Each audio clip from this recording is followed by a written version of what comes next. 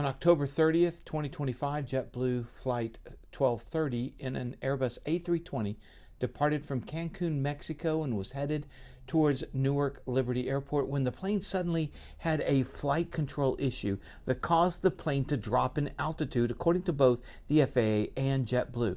Loose items were thrown about, and JetBlue declared an emergency and diverted to Tampa International Airport, landing at 2:19 p.m. local time. A few passengers suffered cuts and lacerations from the ordeal. The pilot confirmed at least one injury, being a laceration to the head, and 15 to 20 others were transported to the hospital for minor injuries. The weather was reported to be calm between Mexico and Florida. The plane has been taken out of service for an inspection, and authorities and the airline will investigate the cause of the failure. JetBlue issued a statement that the safety of the crew and their customers is always their first priority.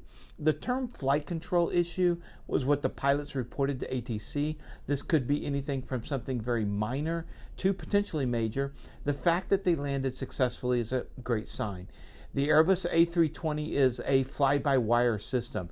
What this means is that traditionally aircraft flight controls were manipulated by actual cables and pulleys. In bigger aircraft like the Boeing airliners, the controls are large, and it would be like trying to move a barn door in the biggest windstorm ever. So hydraulics are added to help manipulate the flight controls.